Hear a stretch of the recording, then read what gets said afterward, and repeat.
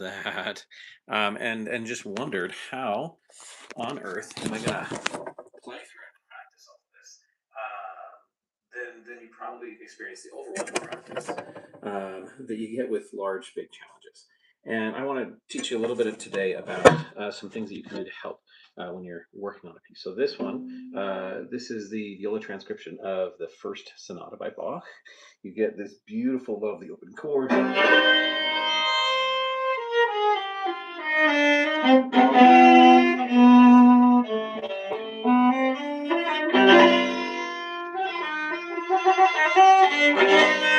Now with this, I actually practiced rather well.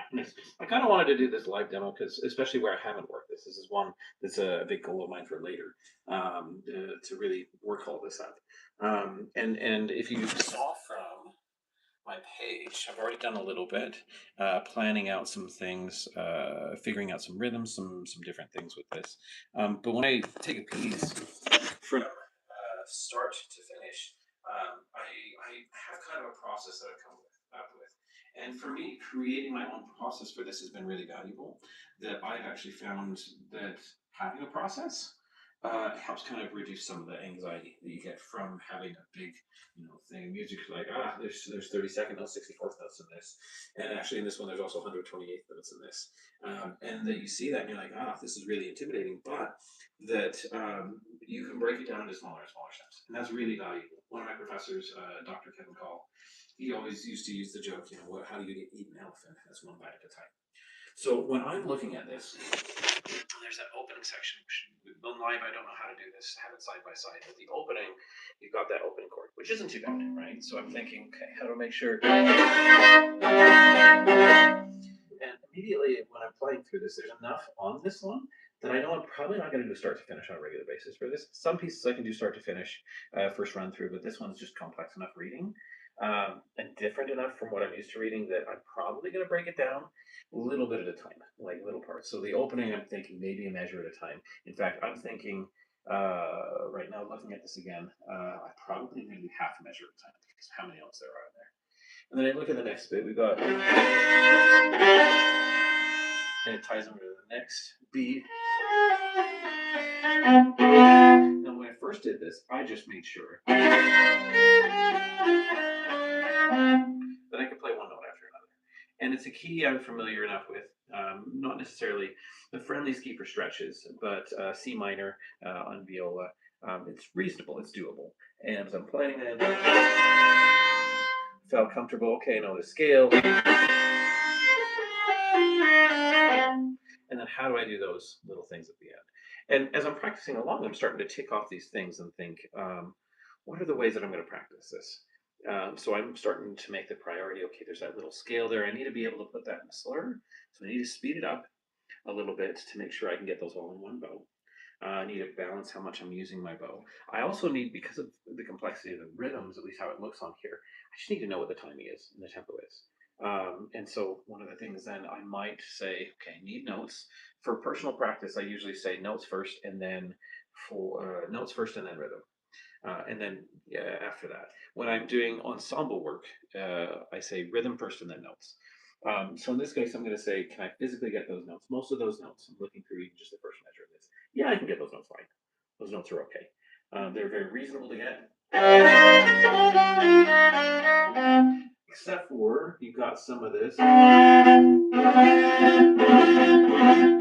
That triple sharp right there. So that's what I've actually already circled on my part, saying this is a little spot I need to work out, and I've already figured out like how I have to tune this chord a little bit, and I spent some time doing that so that the next time around I came to it, which was today, that I knew, oh, my F needs to be a little bit lower than I expected. I also noticed today that my C is sitting a little bit on the flat side, so I need to bring that up a little bit. And probably in a second, I'll mark that in and say, okay, C high, F low, on this little. Even now I'm feeling, yeah, I'm already feeling like I'm getting more comfortable. And once I feel like, yes, I can get notes, I can hit those notes fine. I can hit those. What I'm going to do then is try and figure out what should be the timing for this and how am I going to measure my beats for this so that I can get just the one measure, but I'm doing all kinds of like little spots within it to get it really comfortable. And as I looked over this, I realized, wait a second, no, this is adagio, the tempo. I've heard this before also, so I kind of like guided, what my time in this would be. I'm realizing that this probably, to me, won't feel like it is in four, even though it's written in common time. Probably gonna feel is yeah, ba, da, da. And right there, I'm starting to feel those eighth beats. And then from there, I'm going to have to try and think, well, how do those eights fit? How do the 30-second notes here fit into that?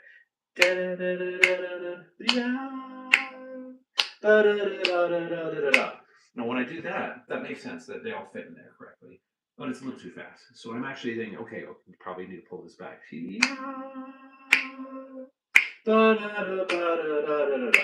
And that now I'm just kind of working out this by singing it a little bit, so I can feel how do those all fit within there. Hello, let's see, coasters all the way. Hello, how are you? So with this, then I'm thinking in terms of building up these different elements. Um, and once I feel like okay, I kind of get the timing on there. Um, got this here. Okay, let's see. I'm gonna feel those. But yeah,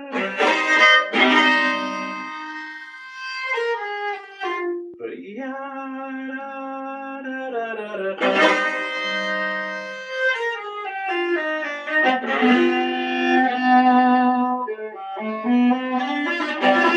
Now, what I didn't do right there was I didn't bother. Although again, somebody else is saying hi. I'm not good at the comments here, so forgive me if I don't say hi back to you. That I'm not making priority all the intonation yet. I'm roughly getting the actual notes themselves physically kind of close enough, and that I'm just saying right now my goal is rhythm. So I'm going to stay focused on that, and everything else I'm setting aside. I like to talk sometimes to my students about what I call the three keys to muscle memory, and that the first most important one is time. You got to spend time practicing. Where things aren't going to get into your muscle memory.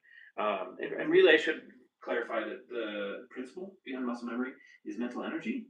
If you don't put the mental energy in, your brain doesn't think it's important enough to put into muscle memory. And so you find ways then to increase or focus your mental energy so the brain says, okay, this is important enough that I want it to be a muscle memory task. And so in this process, then I'm going to say, what is my central focus? So forgive me, let me back up a second. Three keys to muscle memory: one is time, second is consistency. Whatever I'm doing, when I try and hit that specific goal more often, I give myself that goal and say, my goal is this thing. And when I hit that I can call that success. And I want to explain how this benefits you in your practice because it really is helpful in making your practice like a safe place and a productive place as well. But the third key is focus. So in this moment, I'm bringing my focus and attention just to the rhythms. So when I'm feeling this, I need. You'll notice again, tone isn't what I wanted, intonation isn't what I wanted, but that's not my goal in the moment.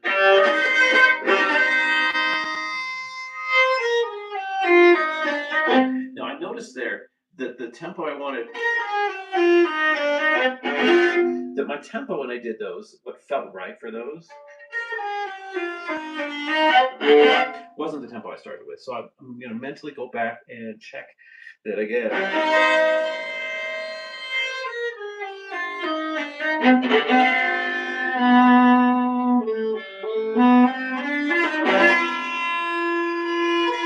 You also notice I'm not hitting everything perfectly, but I'm starting to get a sense of the time. And since that's my goal right in that moment, then I can also call that a success.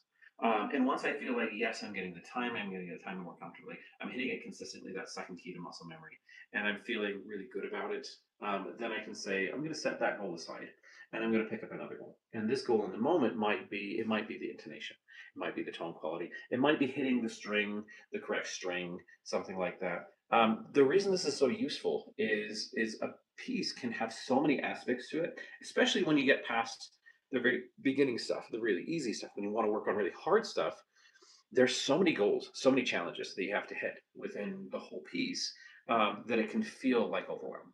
So when you say, "Oh, my goal right now is this goal," and I'm going to set everything else aside for a moment and just really hone in on this, it reduces that anxiety in your practice, and it helps you be a little bit more effective because it'll get memory wise, you'll remember it better. But also it'll get into your muscle memory faster too. And so you're working these small elements and building up from small elements up. I do some 3D printing, like building stuff, tools and other things for fixing instruments, as well as toys for my students and things. And I think of practicing in a similar way that you would a 3D printing thing. Is this additive kind of a process to it? You add a little bit, add a little bit, add a little bit until you have the whole big picture of it. And yeah, so I really recommend creating your own process for how you go about a piece, and then label things. I've labeled things in here so I can come back to it next time. Labeling it kind of reduces a little bit of anxiety too, because you've written it down. You have to keep it in your memory. You don't have to spend that energy thinking about it. I use sticky notes for myself because my handwriting's not great, and if it gets too messy on the page, I pull the sticky note off. And that reduces my anxiety. And then even just within this few minutes, I feel like now that opening section. I'm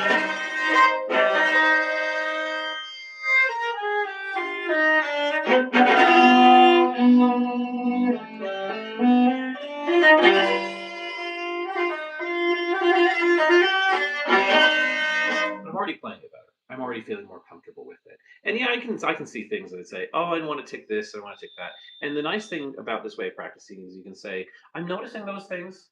I'm not worrying about them right now. They're just in a little mental box right there. Ideally, too, if they're hard enough of a thing, if stressful enough of a thing, I'll actually write them out physically and say, oh, this is one of my goals. And that reduces some of that stress too, so that I can work through this whole piece little bits at a time and really build it up. So yeah, if there's, I'm hoping to do more of these same sort of tutorial videos, working through how do you use good psychology principles when you're practicing. How do you use good practicing strategies to help reduce to reduce the stress of practicing, make it a little bit easier mentally. You keep mental health in mind while you're practicing. So if there's anything that could be useful for you, any things that you're struggling, challenges you're struggling with, you're not sure how to do these, anything's causing stress in practice, leave a comment on this video. Yeah, let me know other videos that you'd like to see. I'm doing viola today, but I could do something on viola and cello as well. And yeah, thanks for watching, and I'll see you in the next video.